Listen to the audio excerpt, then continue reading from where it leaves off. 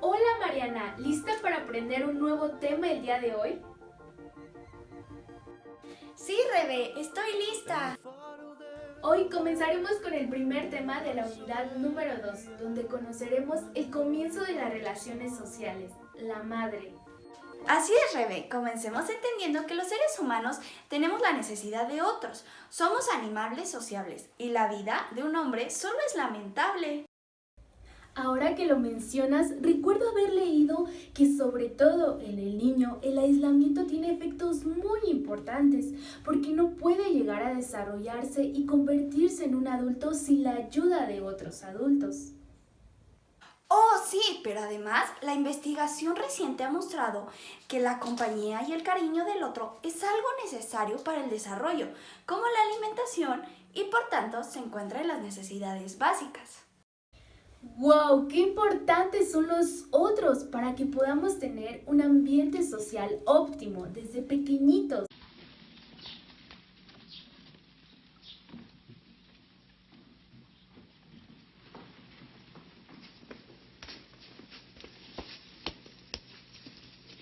Voilà l'enfant.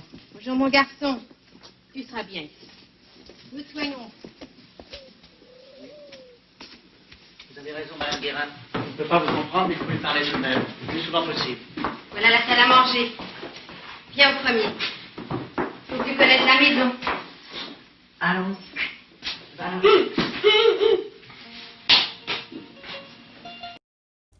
Este corto de la película El niño salvaje nos muestra que estos niños o adolescentes, encontrados tras largos años de vida en condiciones precarias y de gran aislamiento, tenían una conducta muy alterada y muy lejos de los logros de sus compañeros de edad, y que el daño era en su parte muy irreparable. Gran parte del éxito adaptativo del hombre hay que atribuirlo sin duda alguna a su gran capacidad para cooperar con otros hombres. El ser humano puede cooperar como en la realización de tareas y además puede mantener vínculos sociales a lo largo de grandes periodos y con individuos inclusive si están muy alejados. Además, su capacidad social se apoya, en este caso, en su desarrollo intelectual. Y nuevamente, la conexión entre ambas cosas es muy estrecha. Pero al igual, podemos pensar en el desarrollo social y las relaciones que hacen posible la asimilación de cultura, contribuyendo poderosamente al desarrollo intelectual, pero a su vez, lo que hace posible el mantenimiento de relaciones.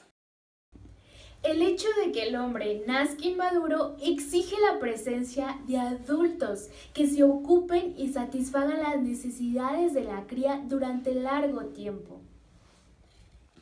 Además, la capacidad para establecer y mantener vínculos sociales es muy importante dentro del desarrollo humano y es comprensible a lo largo de la evolución, ya que estas conductas van favoreciendo el contacto y la cooperación con otros seres humanos. Mariana, ¿tú conoces a Harry Hallow? No, ¿quién es? El psicólogo estadounidense Harry Hallow en 1966 ha distinguido en los primates 5 sistemas afectivos distintos que pueden estudiarse separadamente. Estos sistemas afectivos: el maternal o materno-filial, es decir, las relaciones que se establecen entre la madre y la cría.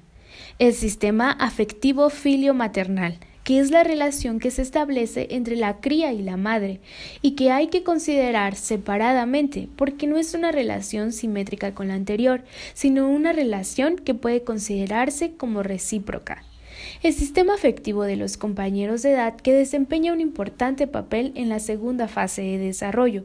El sistema afectivo sexual y heterosexual, que da lugar a las conductas sexuales adultas que sirven, entre otras cosas, para la procreación. Y por último, el sistema afectivo paterno, que produce respuestas positivas de los machos adultos hacia las crías jóvenes. Así pues, parece claro que para sobrevivir el niño necesita a los demás, necesita adultos que se ocupen de él y satisfagan sus necesidades más elementales. Cuando tiene algún malestar, hambre, sueño, dolor, frío y está en una mala postura, se produce una reacción que refleja del llanto. No es que el niño esté llamando a nadie, pero es probable que las próximas el bebé haya un adulto porque no es costumbre dejar a los bebés abandonados durante mucho tiempo. El llanto va a tener como efecto que el adulto se acerque y trate de confortar al bebé, eliminando así, en la medida posible, la fuente del malestar. A lo largo de la evolución se han seleccionado conductas beneficiosas para la supervivencia de los individuos y de las especies, las llamadas del niño para pedir ayuda y contacto y luego para interaccionar con los adultos, así como el interés de estos y sus respuestas a las demandas del niño forman parte de estas conductas. Konrad Lorenz, el destacado investigador del comportamiento animal, ha señalado que existen muchos rasgos infantiles dentro de las crías que sirven para desencadenar a los adultos en respuestas paternales.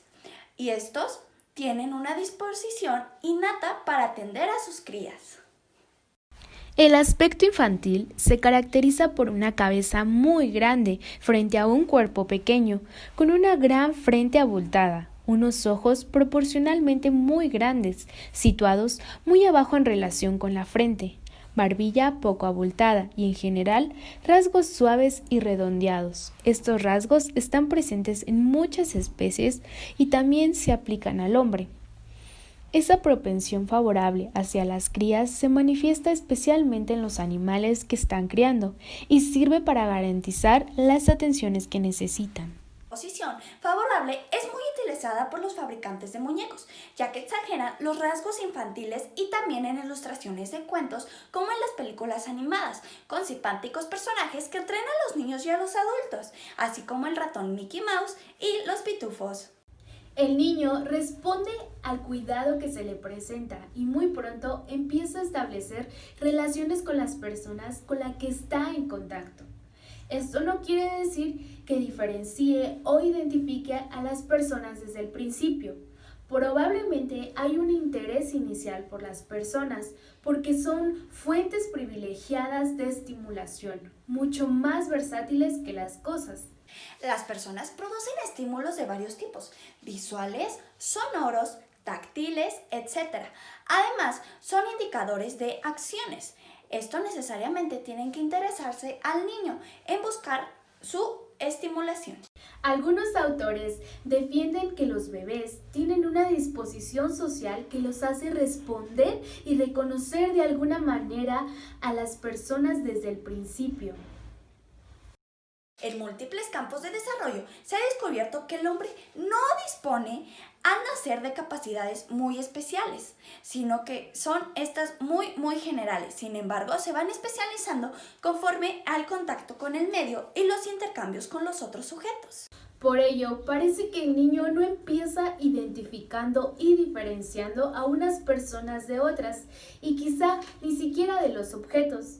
Lo que empieza reconociendo son situaciones que se han producido anteriormente en su vida, situaciones de las que forma parte también las personas.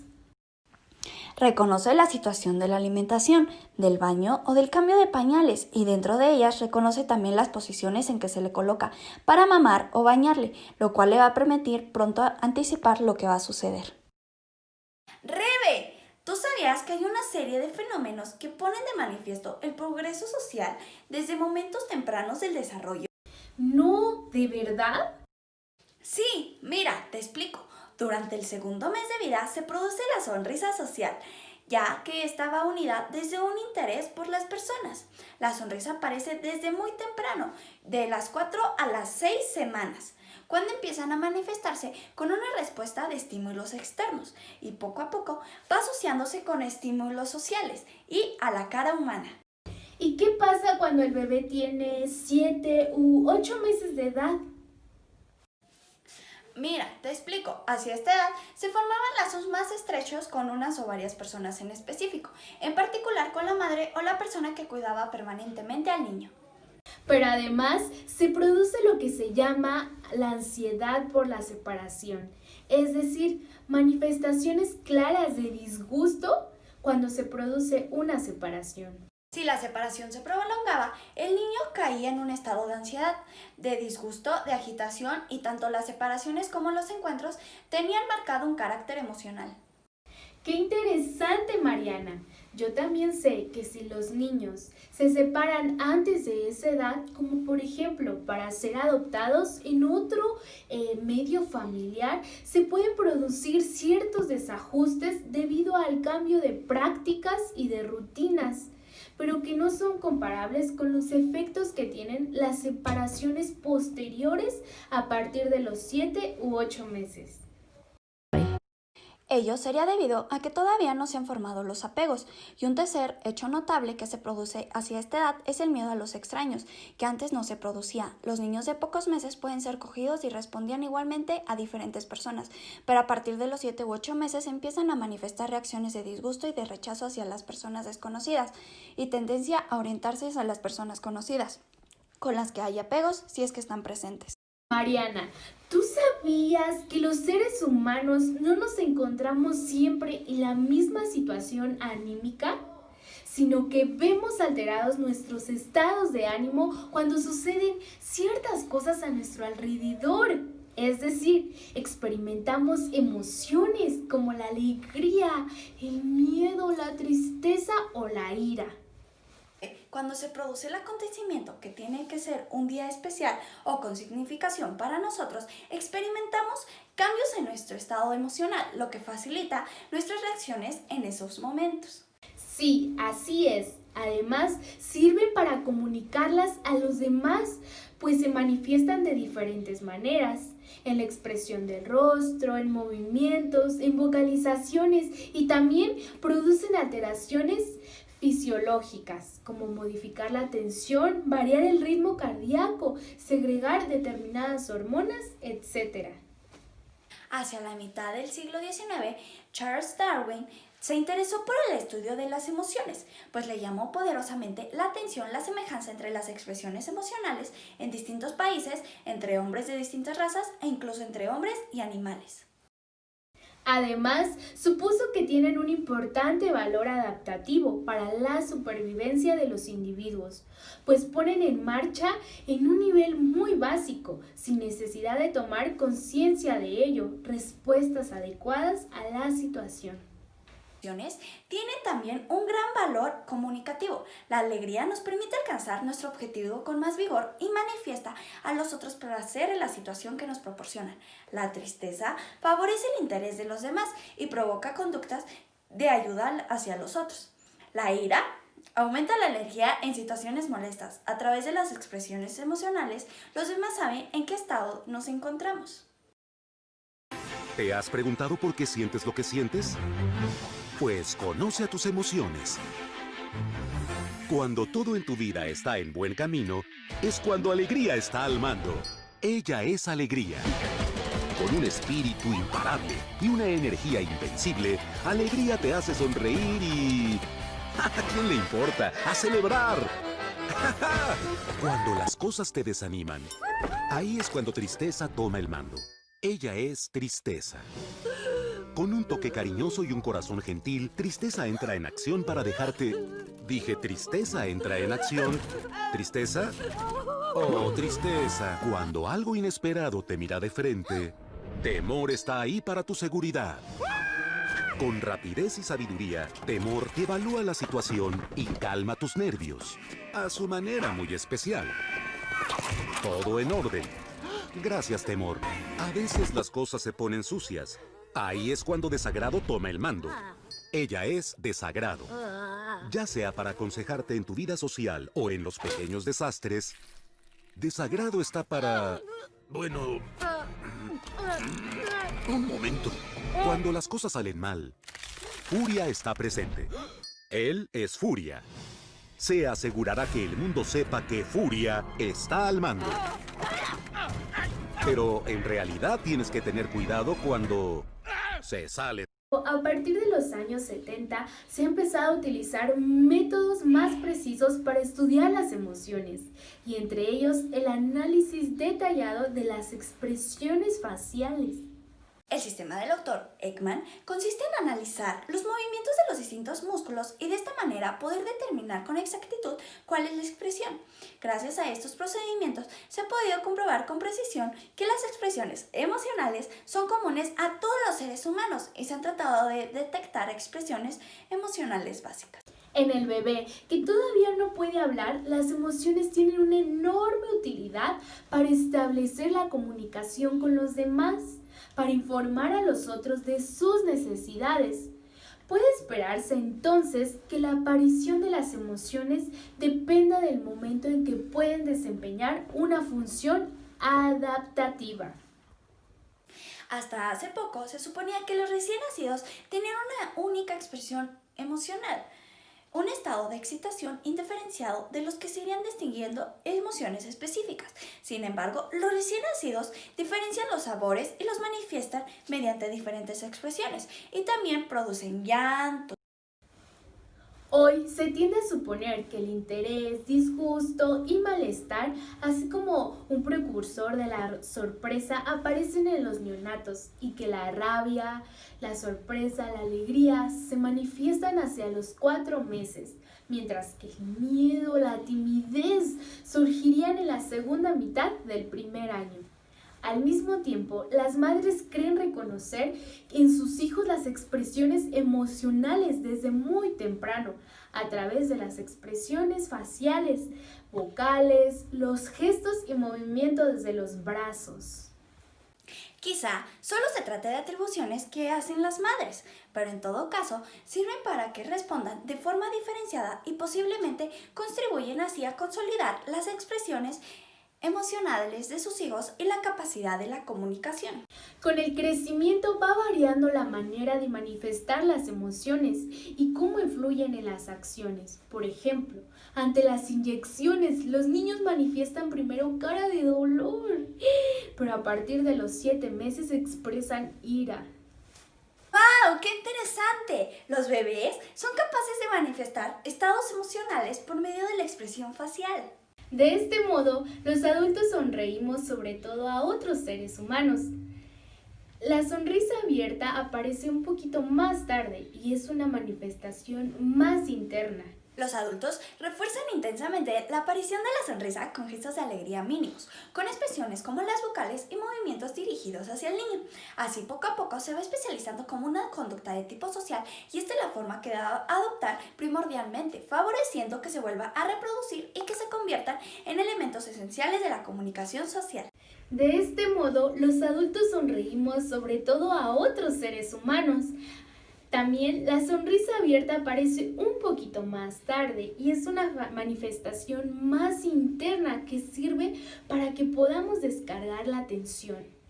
Las emociones se van socializando y las madres imitan las expresiones de sus hijos, pero se van limitando. A medida que crecen, a repetir las expresiones emocionales positivas y así se enseña a los niños a limitar y controlar las expresiones negativas. De todas formas, ese control está relacionado con la capacidad cognitiva y con la prevención de consecuencias que las emociones tienen en los otros. Pero los bebés no limitan a expresar sus emociones, sino que muy pronto son capaces de reconocerlas en otros y de interpretarlas adecuadamente. Parecería que esa discriminación aparece hacia los 3 meses, todavía de una forma muy incipiente, pero hacia los 4 o 5 meses parece clara la distinción y se presentan caras con distintas expresiones emocionales. Las de alegría y tristeza atraen más la atención y la miran más, mientras que la ira, el miedo, el desagrado o la tristeza tienden a evitarse e incluso provocan lloros en los niños. Los bebés son buenos reconocedores de las expresiones de los adultos más próximos y pronto van aprendiendo a responder con las expresiones de forma adecuada. A partir del 2º año, los niños son sensibles a las situaciones de tensión en los adultos y también son capaces de reconfortar a una persona en una situación negativa. En los contactos comportamientos repetitivos de los niños con su entorno, se van estableciendo situaciones que se repiten una y otra vez, regularmente. Así, de este conjunto de relaciones con personas y con cosas, va emergiendo una relación especial con la persona que lo cuida más directamente, ya sea con una figura materna, con una adoptada, o simplemente que se desempeñen funciones o de cualquier otra persona, pues parece que es importante la relación que se pueden establecer con cualquier adulto. Dado que el niño necesita que le alimenten, que le limpien, que mantengan su confort y que esa tarea la realiza generalmente una misma persona, el niño asocia la satisfacción de necesidades con la persona y va estableciendo una relación con ella. Con el tiempo, la relación se independiza de la satisfacción y el niño encuentra un placer en la relación y el contacto con esa persona por sí mismo. Así, a través de la satisfacción de una necesidad primaria, se establecería una relación secundaria que con el tiempo se haría autónoma. Sabemos de que la primera relación es muy importante para el desarrollo posterior del individuo y que puede marcarle en su vida futura, pero no siempre se ha visto así. Todavía, a finales del siglo XIX, se pensaba que la etapa más importante en la formación del carácter era la adolescencia, y así lo mantenían los psicólogos de prestigio. Fue el médico Sigmund Freud, el fundador del psicoanálisis, el que insistió en la importancia de los primeros años de vida para el desarrollo del niño y defendió además que la relación con la madre constituye el modelo de todas las relaciones afectivas posteriores. Una vez admitida la importancia de esta relación, que hoy casi nadie pone en duda, se trata de dominar cómo se produce. ¿Tú sabes cómo, Rebe? Sí, Mariana, psicólogos de muy distintas tendencias, incluido el propio Freud, ha sostenido que la relación se establecía a través de la satisfacción de las necesidades, como acabamos de señalar.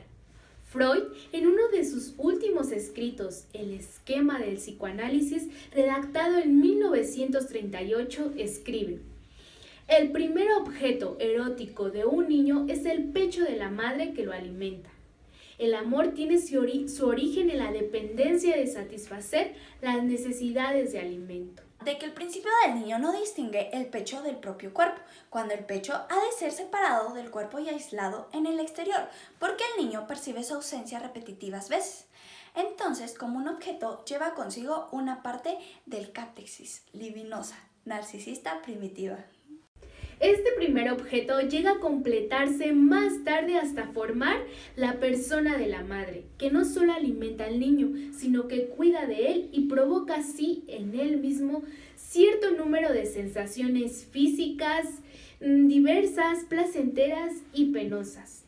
Al cuidar del cuerpo del niño, se convierte en la primera seductora. En estas dos relaciones se halla la raíz de la importancia de la madre, única, sin paralelo, establecida inalteradamente por toda su vida como el primer más fuerte objeto entre estas relaciones y las próximas.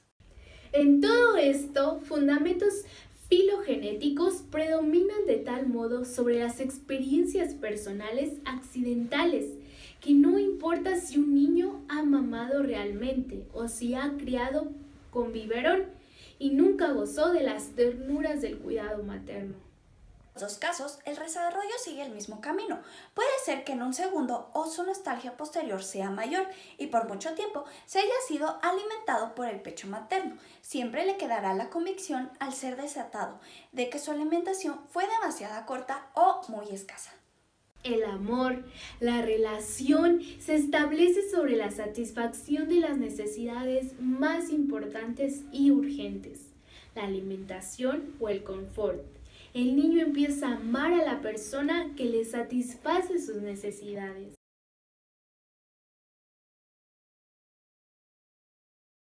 Que muchas veces después de salir el cascarón, el primer objeto que se movía en sus proximidades establecía una relación muy fuerte con él, hasta que se mantenía que el animal se convierte en un ser independiente.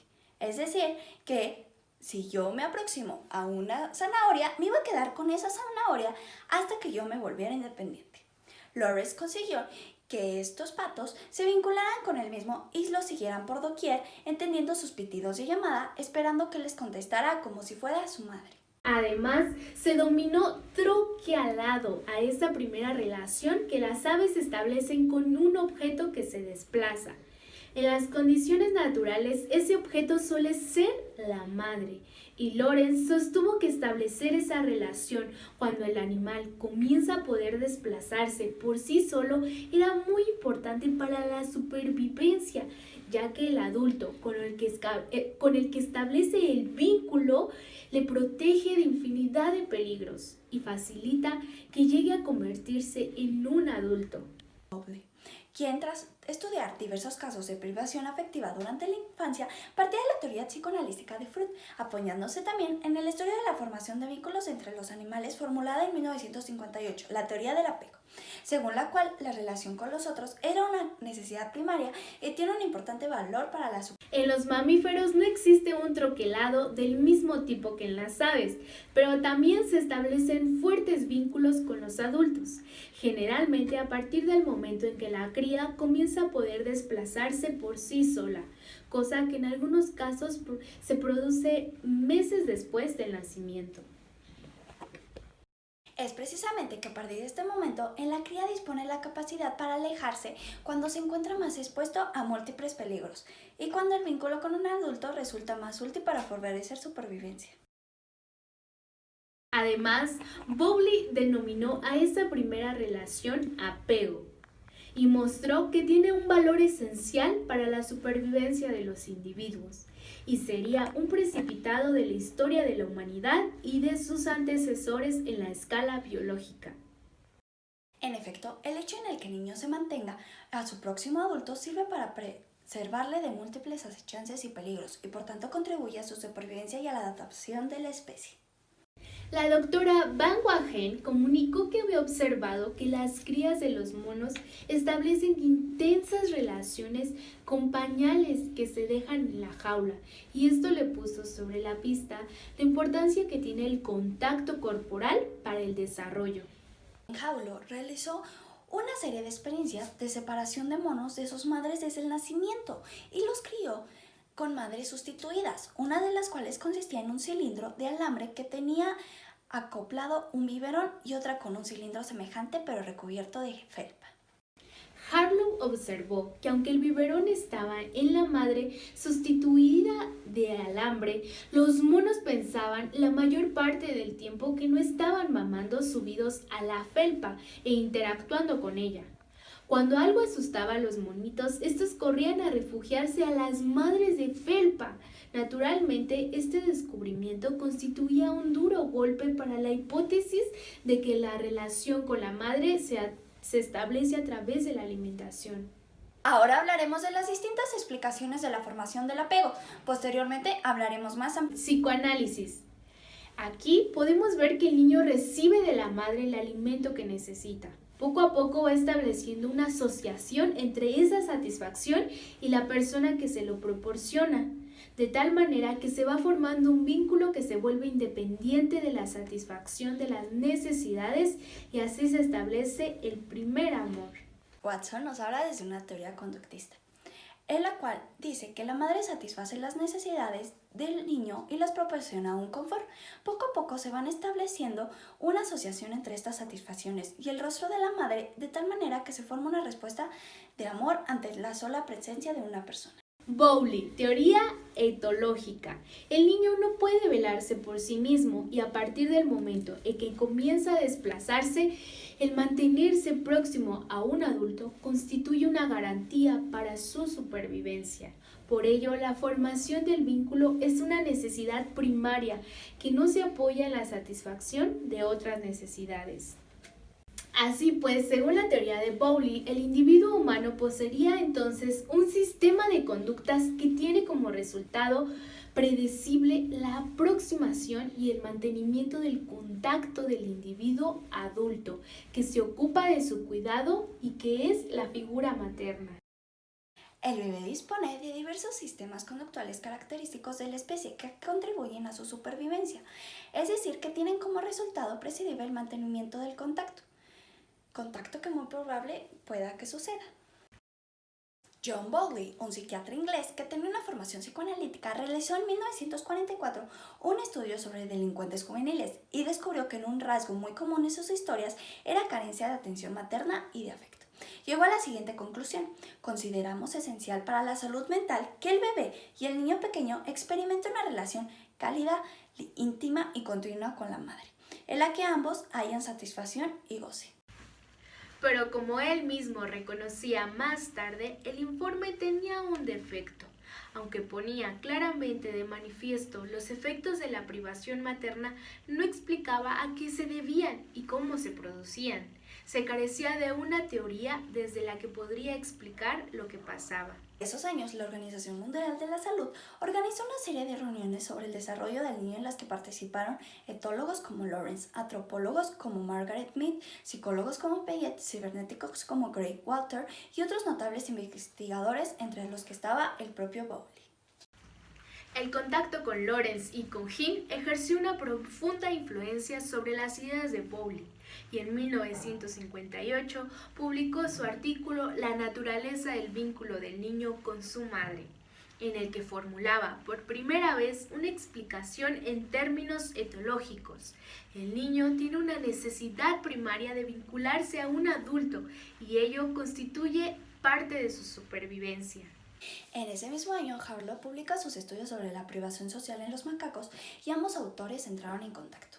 A partir de entonces, Bowlby fue acumulando una inmensa cantidad de datos a favor de su teoría y fue elaborándola y perfeccionándola. Se preocupó por entender no solo la formación vínculo, sino también por la separación afectiva y la pérdida afectiva entre la niñez y la vida adulta. ¡Wow! ¡Qué increíble! La teoría de Bowlby ha abierto nuevos caminos para la comprensión del hombre. Así es entonces como los componentes del sistema conductual son por una parte las conductas señaladoras, como llorar, llamar y sonreír, que tienen como función atraer la atención del adulto, y conductas más activas como la locomoción o trepar, que sirven para establecer y mantener el contacto. El apego sería un lazo duradero que establece para mantener el contacto y que se manifiesta en conductas que promueven ese mismo. Esas conductas se harían especialmente intensas en las separaciones o ante peligros. El niño mantiene el contacto visual con la madre y ante cualquier modificación del medio busca el contacto directo. La relación del niño con la madre no se establezca como resultado de la alimentación o de los otros cuidados físicos que se necesitan. Es cierto que los momentos de atención del niño son importantes para el surgimiento de la relación. En otras culturas es costumbre que el niño esté durante los primeros meses de su vida en contacto permanente con su madre o con otro humano mayor que él, como una hermana mayor, su tía u otro pariente. Estos niños están recibiendo señales y contactos permanentes del adulto. En nuestra sociedad no es así. El niño permanece mucho más horas solos en su cuna y los adultos la tienen cuando llora, mientras alimenta o tienen otras necesidades. En estas situaciones es donde interactúan con la madre. Pronto reconocen las situaciones y la figura de la madre que empieza a emerger, a despegarse de ellas como el actor. La teoría etológica sostiene que a lo largo de la vida de la especie ha resultado esencial para su supervivencia la formación de un vínculo con un adulto que permitía el mantenimiento de la proximidad. Por eso, ese vínculo no necesitaría depender de otra necesidad, sino que sería una necesidad primaria. El vínculo no se forma de golpe, sino que atraviesa por varias fases inicialmente cuando el niño empieza a atender a las personas, pero sin diferenciar a unas de otras. La diferencia solo por algunos aspectos, pero no se convierte en características propias de la persona. Pero el niño empieza a interaccionar con miradas, balbuceos, sonrisas, etc., que todavía son muy indiferenciadas. Recordemos que solo hacia los 3 o 4 meses el niño empieza a reconocer las caras. 3 meses aproximadamente el niño empieza a producir respuestas diferenciadas hacia las personas y sobre todo hacia una o dos personas. El niño reconoce ya plenamente las situaciones habituales y además en esas situaciones empieza a emerger la persona o personas que le cuidan, con la que establece un contacto diferente. Esta fase dura hasta los 6 meses aproximadamente. A los 6 meses, el niño comienza la tercera etapa, donde no solo diferencia a una persona, sino que trata de mantener su proximidad en contacto, ya sea directo o visual, ya que el niño no solo interactúa, sino que inicia con gestos y acciones siguiendo a su madre, mismo que dura hasta los 3 años. Parte se establece a partir del que el niño concibe la relación desde su propio punto de vista, ya que concibe a su madre como un ser independiente de él y empieza a entender sus motivaciones, sus deseos y sus sentimientos. Es por ello que a partir de este entendimiento inicia el educarle. Existe un vínculo entre la cría y el adulto que sería un poco eficaz, ya que los niños necesitan conocer el mundo, explorar el entorno y alejarse de la madre. Puede definirse como el vínculo afectivo entre una persona, un animal, que se establece entre sí mismo y otra persona, ya que obliga a permanecer en el mismo espacio y en el mismo tiempo. Esto constituye procurar, obtener y mantener un grado de proximidad al objeto del apego, a la interacción o a la comunicación. Existen dos diferencias simples entre el apego y las conductas del apego. El apego busca propiamente el vínculo y las conductas, en cambio, son aquellas manifestaciones visibles del apego. Bueno, ahora te voy a platicar sobre las formas de crianza que los niños heredan de manera determinada, sin antes mencionar que la relación con los otros constituye una necesidad vital como la alimentación. Por ello se apuesta que no se puede conocer al ser humano si nos limitamos a estudiar a los niños de los países occidentales. Sí, por ejemplo, en África, los niños son transportados por la madre continuamente hasta que pueden andar por sí mismos. Las peticiones del niño son atendidas inmediatamente, ya que para ellos suelen tener una actitud muy positiva hacia los pequeños. Por otro lado, las prácticas de la crianza han cambiado mucho, posiblemente porque la vida social también se ha modificado de forma profunda. Por ejemplo, los mamíferos, que algunos ocultan a las crías y otros las transportan con ellos para tener un intervalo entre alimentación e interacción. Existe una relación estrecha entre la vida social y las pautas de crianza.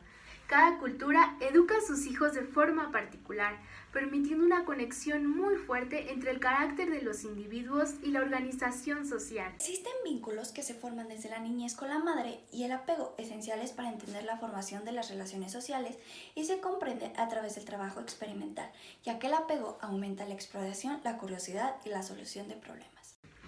Mariana, no se te olvide mencionar que las personas que cuentan con un apego seguro tienen más confianza en ellos mismos y aún son más tolerantes con los demás. Sin embargo, con un apego inseguro la conducta es ambivalente, es decir, que existe un rechazo total y algunas veces llegan hasta la desesperación. Y así es. Además, recordemos que la conciencia de la propia vida permitirá modificar relaciones consideradas satisfactorias. Como Bowley, que decía que el sujeto construye un modelo de él mismo, a partir del cual actúa y comprende la realidad. Muchas gracias, Rebre. Aprendí mucho el día de hoy y espero que todos ustedes lo hayan comprendido. Muchas gracias a ti por ayudarme. Hasta la próxima.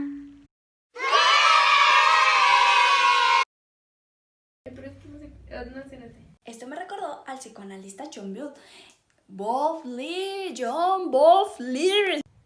Hoy comenzaremos con el primer tema de la unidad número 2, donde conocer... Hola, Rebe, sí, preparada.